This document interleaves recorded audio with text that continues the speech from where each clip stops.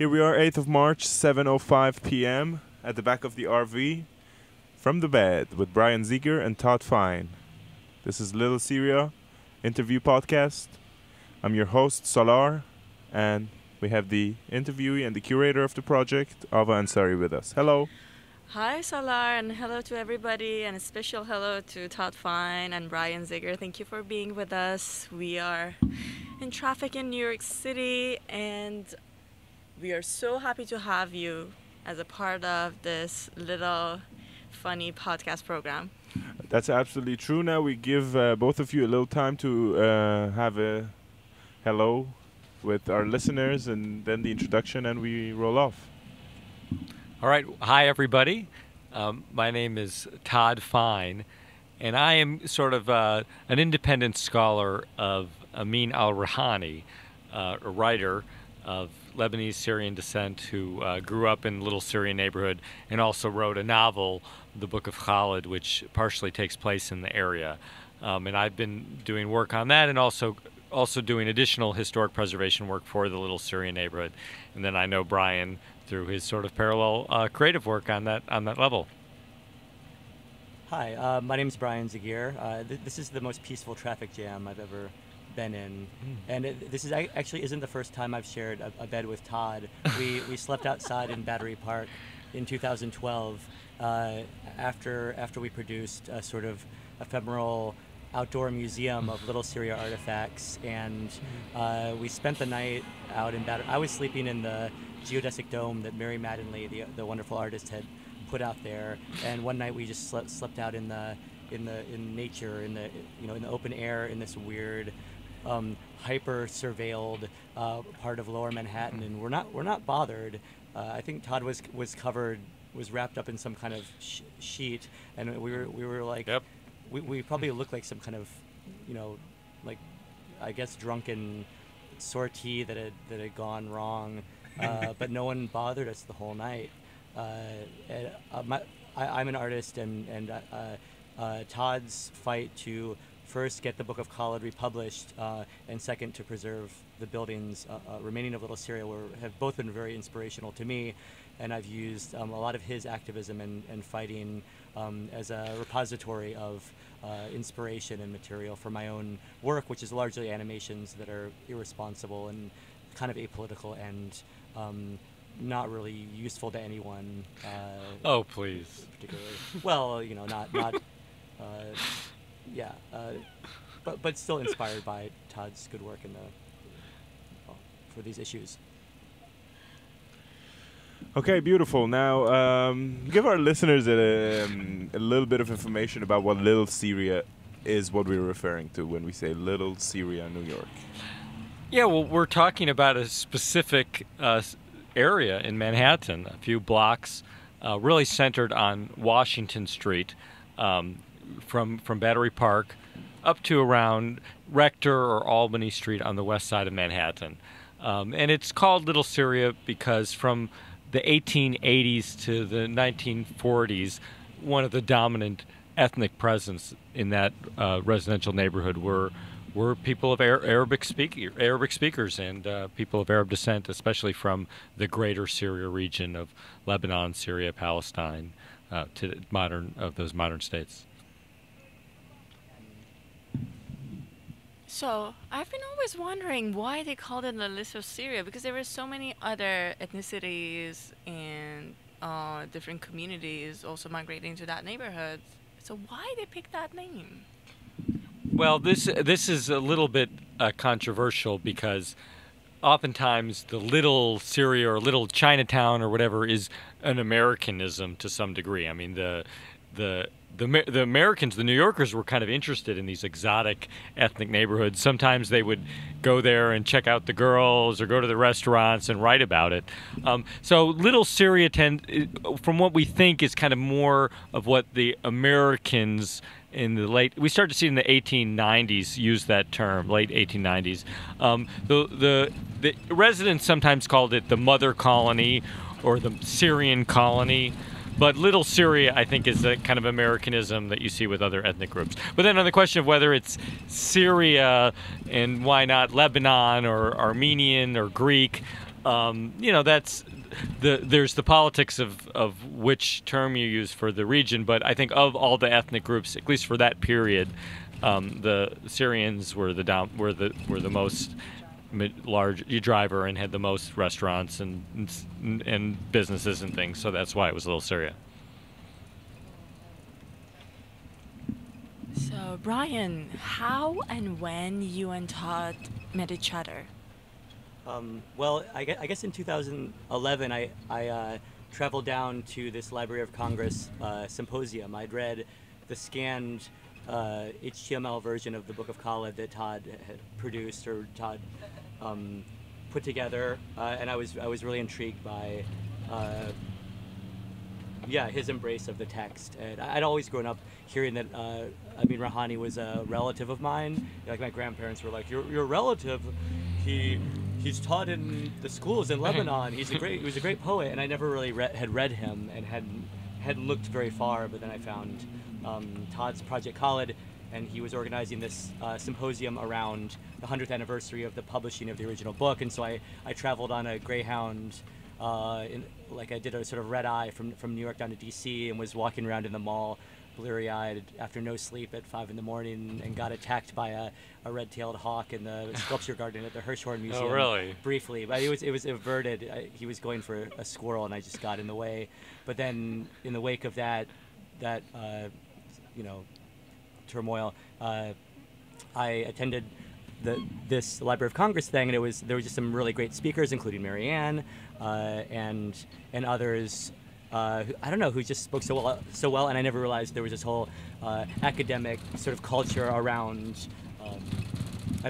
exploring this book as one of a whole tableau, or a whole generation of really important Arab American writers that included Gibran, of course, and Mikhail Naimi, and Abu Mahdi. I forget his first name. Elia. Yeah, with Rouhani, even though Gibran is much better known, especially in the West, there's a small group of scholars who do feel that Rouhani is very important, and the Book of Khaled is interesting.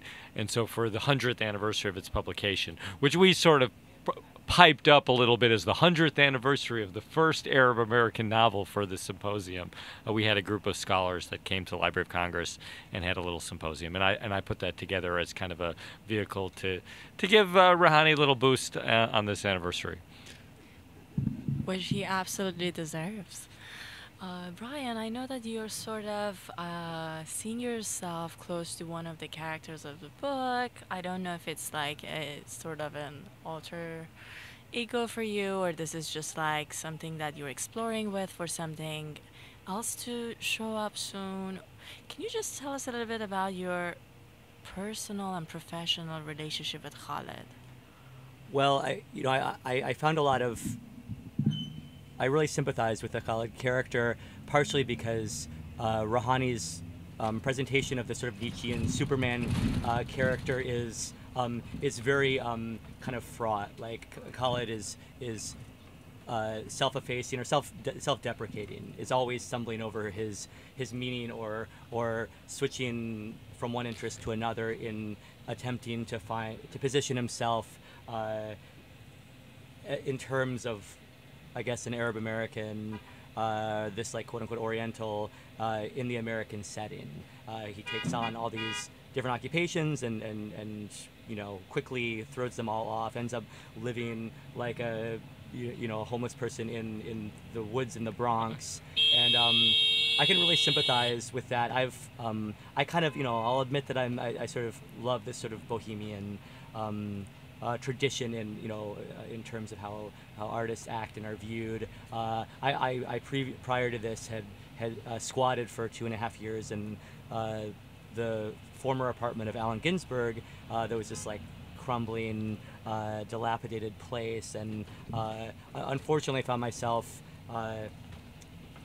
fulfilling this kind of lifestyle that I didn't necessarily like. I felt myself too cynical to really entertain as a realistic kind of way of living your life. This person who's kind of without job, without real security and just making things. But I find myself, being this semi homeless person about half the time, and schlepping shopping carts around the industrial wastes of Queens or Brooklyn, and kind of unfortunately like living in Khaled's image too much of the time. Yeah, I don't know. So he's an ongoing inspiration. One of the themes of the book of Khaled, and this is where the Arab American element is it's about Rouhani's own choice to lead a creative life. I mean, that notion of leading a creative life was almost unthinkable for these immigrants who were really pressured by their families, and that's true from what I understand, from Arabic ethnic families today to succeed and have a profession.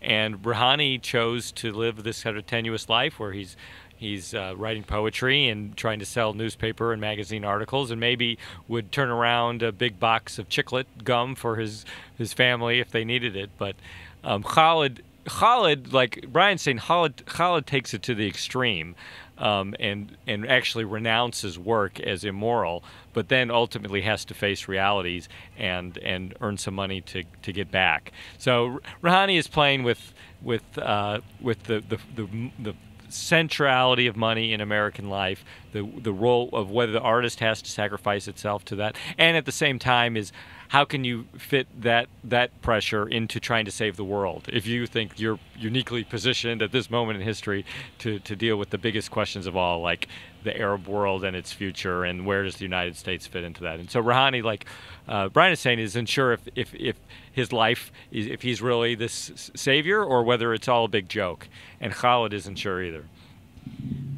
Actually, this is something that brings me to the choices of the characters of this book. We have this poet, Shakib, traveling with his best friend, who was actually a businessman back home, sort of trying to sell things and just make it bigger step by step, eventually selling horses and then gathering his money to make this huge journey.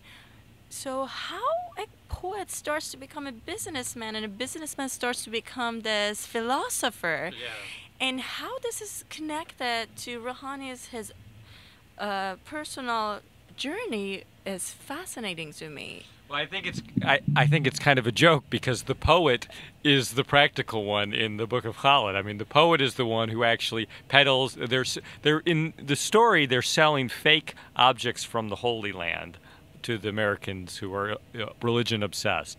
But Shakib, the poet, is actually much more methodical and serious and saving his money. Where Khaled, who, like you said, was in Lebanon, was doing the business, basically rejects all of that and decides to just get interested in the art scene and the creative scene and seducing women and all of this goofy adventures in New York. So it's a paradox, and I think it shows different elements of Rouhani's own personality. Is the serious artist who wants to get the book published and build a reputation, or the guy who just wants to wander around and sing songs to himself and experience a spiritual transformation. I think that's one of the questions: is our spiritual adventures in life, is that almost an artistic vision of itself? Are we responsible to anybody in our creative production, or is our creative ruminations, is that an end of itself? And I think Khaled is that way, where he's discovering himself to save the world, but it first comes his own prerogative. Well, here I just think it really worth to add that Brian and I, and I'm sure it's the case for you as well, so I think this is something that we all share, that through this work, I see us very connected to Rouhani, because we have been very much trying to use our practice in a way to make a tangible result out there. Like Brian, through his work, trying to create awareness. Although he is an artist, he functions within this art community. It is important that he's able to have an impact out there, which is not necessarily isolated to the art world, or for you as well, like being a scholar, being in this world of academia, being able to have an impact in a society in a way that could connect them to the past and perhaps suggest a new future.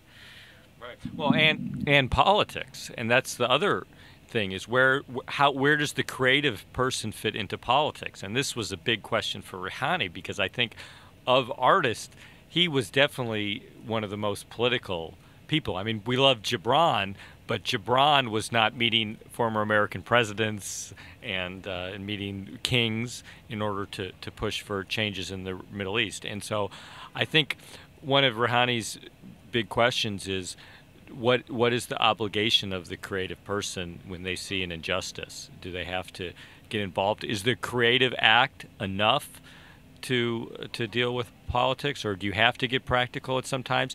Can you be a total utopian idealist but also be involved with regular political activism at times?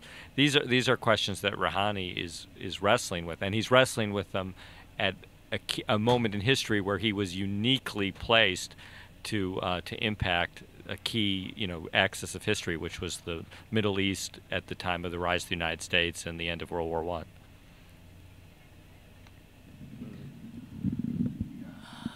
Well, I think maybe it's a good time to just tell our listeners a little bit about what happened today. Brian, would you like to? Before we move on, because we're deeply in the book right now, do we have a copy of the book with us? That's a good time to bring it up. So, Because Brian, if we do, I would like Todd and Brian to maybe have a little read-through their favorite parts. I'm sure this is something that will be very interesting for our listeners, as this book is not something that would commonly be found in home libraries. I have the script.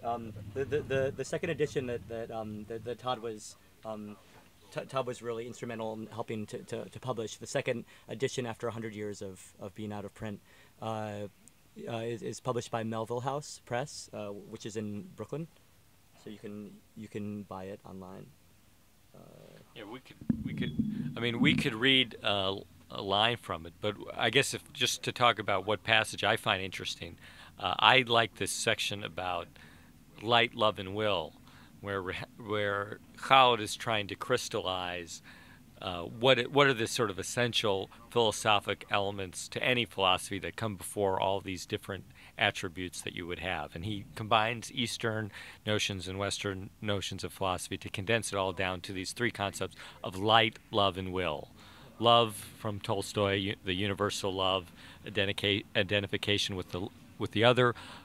Light from Goethe, the creative act of spreading your love through, like artwork, through light.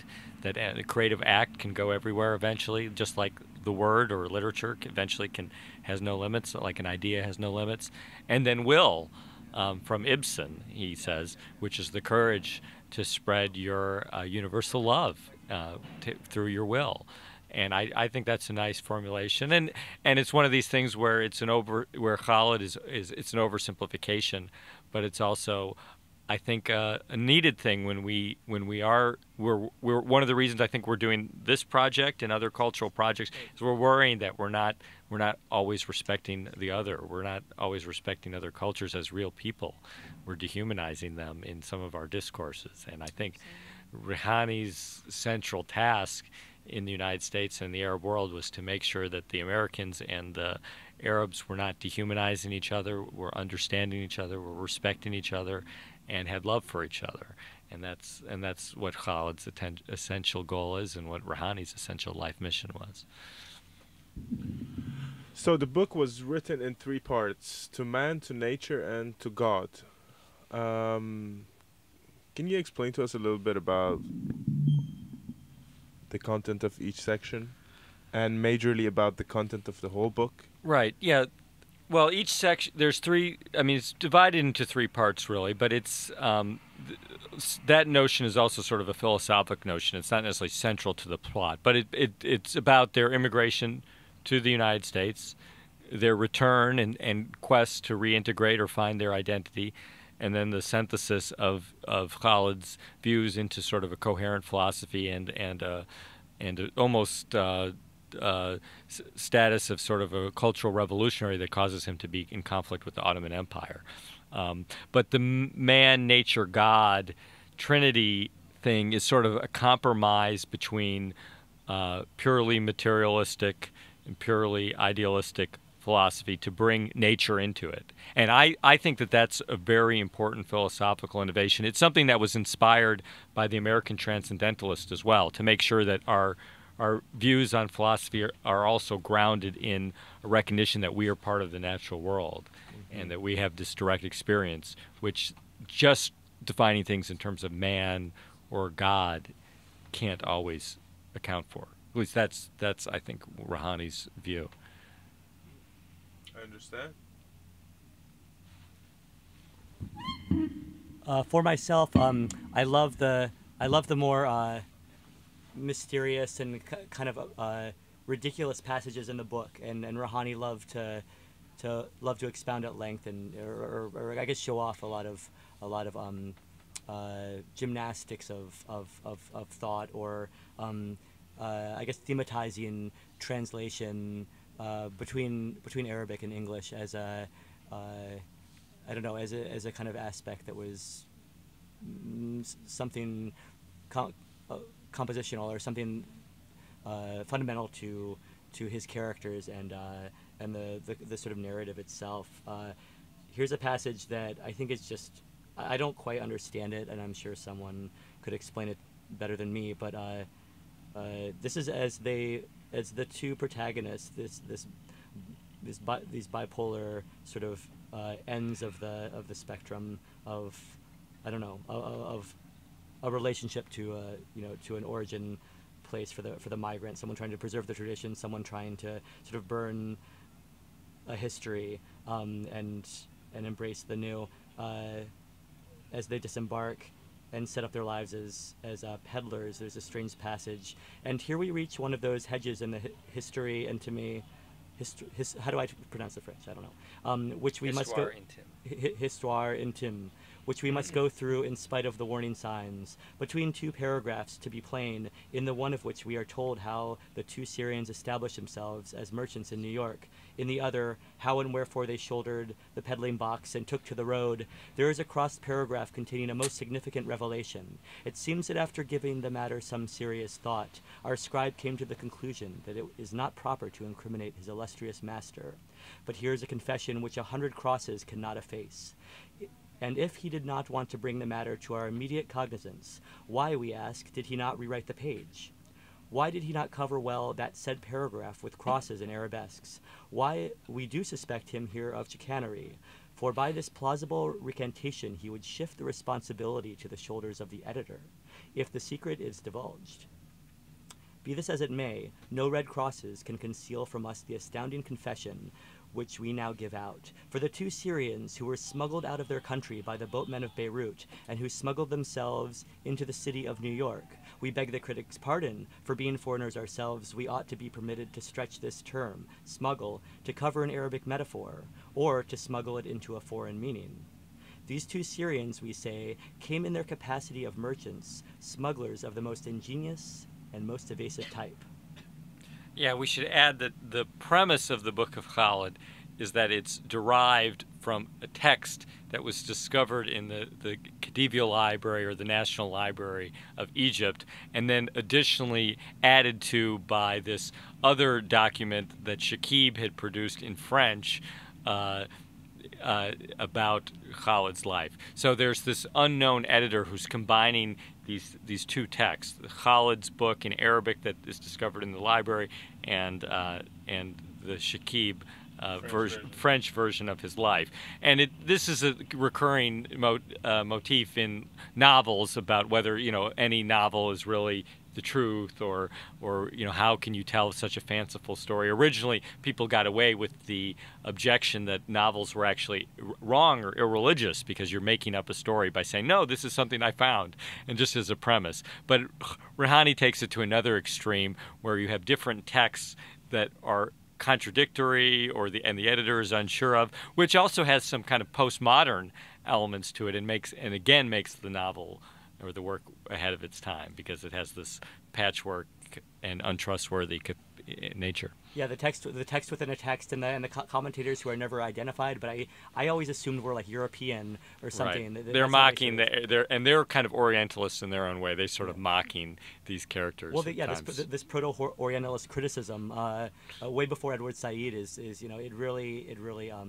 I mean, I think in a way it does sort of express Rouhani's own insecurity because he was more or less self-taught, at least in terms of like literature. That's at least my understanding. Yeah, and there's some scholarship now that analyzes, is this book a thorough critique of Orientalism way ahead of the time when it was conceived of. I mean, there's a lot of elements. One of the things that Rouhani does that is interesting is when in an environment when you can't overtly critique Orientalism because it's just part of the discourse of life. You can't just go up to somebody and say, no, don't use Orientalist discourse because they're not ready to even hear that. What Rouhani does in a lot of cases is takes it to such a ridiculous extreme that it falls apart. And so you sort of accept the narrative but take it to such extreme where it loses its meaning and people might recognize it. And I think that's something that Rouhani may be doing that Gibran is not equipped to do and puts Rouhani in a higher plane in terms of taking on Orientalism. Yeah.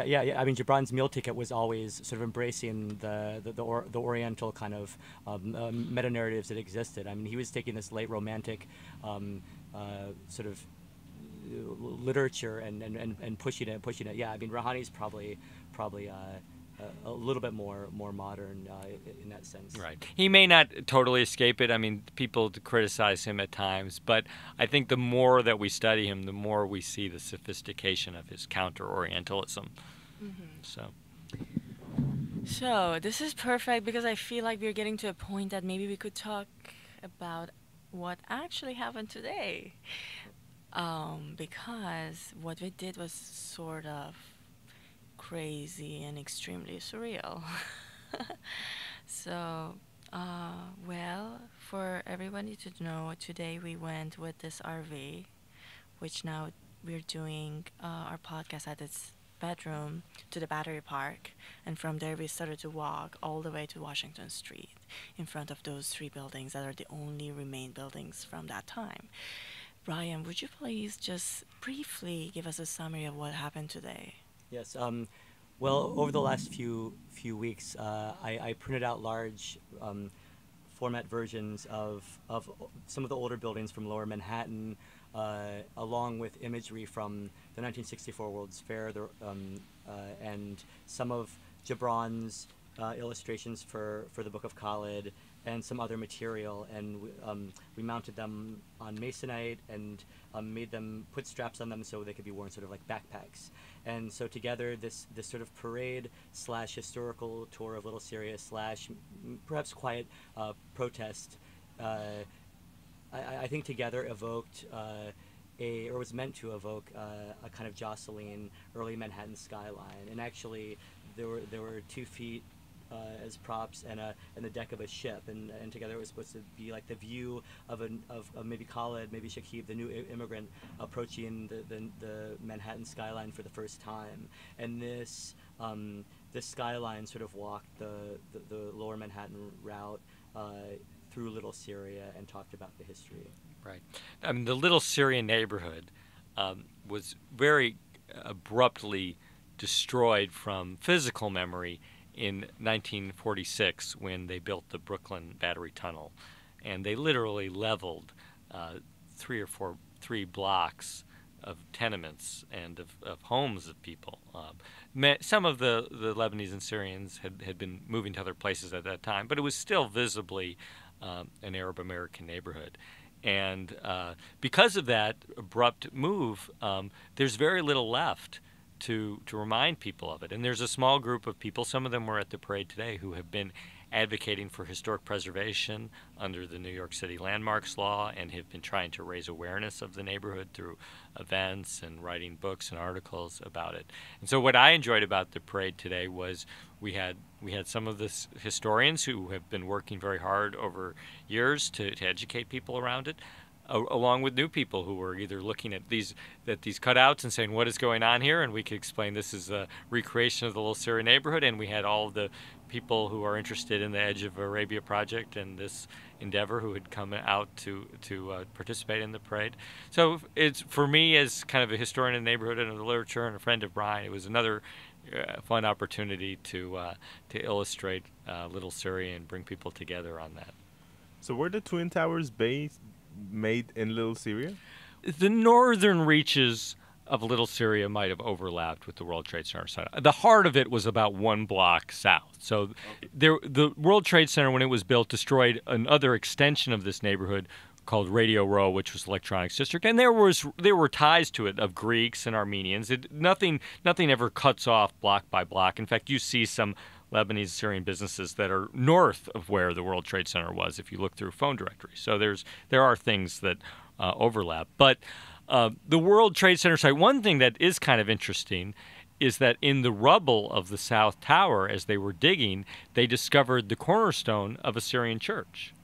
When the Brooklyn Battery Tunnel was built, the Maronite Church, which had been farther south, was actually moved farther north and onto Cedar Street. And that was actually next to a Greek church, which was actually destroyed in the 9/11 attacks. That church, the Syrian church, had been actually demolished a few decades before in the 80s, and paved over as a parking lot. But for some reason, they had left the cornerstone in the ground. They just had forgotten that it was there. And so when they were digging after 9/11, somebody came across this stone that said it was half destroyed, but it said Catholic Maronita in Latin, and somebody said, Maronita, that's Maronite, that's Lebanese. And they called up the Lebanese church in Brooklyn and said, we have this stone that we think is from one of your churches. And they sent it to them, and it's on display as an artifact that was discovered in the rubble of 9/11. So, Todd, what is next for you with this intense research on this neighborhood and on Amir Rouhani? Well, one project is that we have a critical edition of the Book of Khalid that is going to come out with Syracuse University Press, and I'm putting up the final touches on that. On Little Syria, the activism to protect these buildings continues, and this is a long-running effort that has preceded me and hopefully won't supersede me, but it will probably continue for some time. But another exciting project that we are working on is there's a little park that we adopted from the Parks Department after the Hurricane Sandy and installed some plaques to recognize the history along with the historical sign. And we visited that on the parade today. Interestingly enough, New York City has plans to take this small park that we've adopted and combine it with another traffic island space to create a brand new 20,000 square foot park. And so we are, step by step trying to put together the advocacy for some sort of substantial art, public art, monument or piece of artwork to honor these writers and this history to be placed in this new substantial 20,000 square foot park. So that's something that people who hear this and are interested in this literature and this history and Little Syria could definitely help us advocate for or get the logistics together for. Fantastic. Brian? I'm most interested in kind of like trying out different ways that this Little Syria historical narrative could be framed. I think that there's this sort of floating Little Syria museum that happens in interstitial spaces in Lower Manhattan and maybe throughout the world, and I'm excited to explore how, for instance, the Little Syria archive that I've been cataloging, this archive put together by a friend of ours, Carl Antoon, how that could be deployed online and through augmented reality and through in whatever way in order to create the sort of nomad museum, the museum that maybe chooses to eschew brick and mortar reality and chooses instead the in-between spaces and like the less material, because maybe for a culture that's sort of that history that's defined by maybe street peddlers, the right way to deploy that history is through something that's more ephemeral. Absolutely. So this is something that is fascinating for me to follow up on, and I would love to talk to you more about this as well as Todd to think of how we could think of a proposal that could entail all these amazing ideas to perhaps have a museum of the Little Syria, to have that online platform, and also to think of a public art project as a sort of memorial for this community and sort of preservation of the history of it. So yeah, let's see where this gets Yes, to. one last question that I had from both of you. Did you feel any sort of transformation within you after going deeply through such an era of time? Well, for me, it's not just about history or about writers and technical things. It's also about their message. And Rouhani has a message that is designed to be provocative.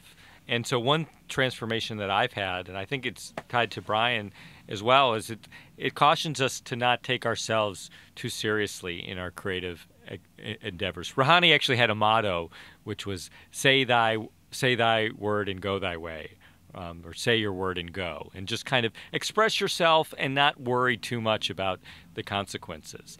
And he did that both in his American advocacy and his advocacy in the Middle East, and especially in your creative work to push the limits and to try things. And in politics, not to be afraid to express your viewpoint on certain things, especially if they're about history and showing respect for people. So I've learned to not take myself too seriously, to not grade myself against standards of what it constitutes success in a conventional way, but to be true to these writers and try different things, always try new things, to find myself while I'm doing a creative project, and to just keep trying and not worry too much about what happens. Yeah, I'll say the same thing. No, I would say, yeah. For me, it gives it kind of like continuity. In that line of creative types who embrace failure, embrace the kind of risk of failing, and it makes me feel a little more solid in my role as an artist, doing that sort of in the context of the family that doesn't understand and kind of doesn't necessarily that while supporting doesn't necessarily kind of have a frame of reference for that role. I see in Rouhani a kind of distant relative of some sort that allows me gives me I guess a role model for failing dramatically in my creative endeavors. Yeah. I mean, one thing we should note is Rouhani wrote maybe 75% of Rouhani's books were never published. We have all these manuscripts of things. Of the first Arab-American play, which is about the early Islamic history with a Yemeni princess and Ali, which has never been published. It's a Shakespearean play in English of early Islamic history. We have all these a novel about a Palestinian woman who ends up becoming a dancer in France. That's kind of like this Balzacian novel through 600 pages, never been published. I mean, Rouhani was a very creative person who combined East-West cultural syntheses, had some successes, but ultimately was less concerned about success in a conventional, artistic or career achievement, but was concerned about his people and concerned about being true to his ethics. And I think that's inspiring for me at a time when we are living through, in some ways, a real serious crisis. I mean, we're reading on the news every day about really strange, heavy things that are happening. And in some ways, we have a model of Rouhani who was working at a time of a crisis that was probably more serious in many ways, and maybe set the stage for some of what we're dealing with now in terms of what happened after World War I. And we can analyze the choices that he made as a creative person in dealing with the situation to help us deal with how we should respond today. I think now we're getting to one of the things that's happening now, I worry about is we're even though we're having these serious things happening, we're kind of losing a sense of reality and responsibility to things. Things are becoming more virtual and detached, and we don't really feel responsibility. We don't feel a connection to certain things. We definitely think more than we feel. Yeah, we think more than we feel, and we're losing touch with real people and real suffering. And I think when it was visceral and everybody was experiencing it at that time, there was at least a natural sense of responsibility. Now I think we're losing touch of, are these things really happening? Are we at all responsible, or is this just something that is popping up on my Twitter feed that ISIS is taking over Mosul or something? It doesn't have the same reality. I mean, you don't really know if it's happening or they want it to be happening, or if it's a show that you're supposed to ponder, or if it's an event that you're supposed to stress about. Right. And I think, and one of the things about Rehani is he offers a way for the creative person who maybe feels intimidated about dealing with real events. He offers a way for them to do it, to be active, but still preserve their fundamental sensibility. So yes, with Brian Zegeer and Todd Fine, this is Freeway Project. Thank you for listening. Thanks for having us. Thanks, little Brian. Thanks, Todd. Thanks, SALAR, for hosting this program. You would be able to read more about the Little Syria parade in the background of our guests and the freeway program around Little Syria on our YouTube channel and the podcast link.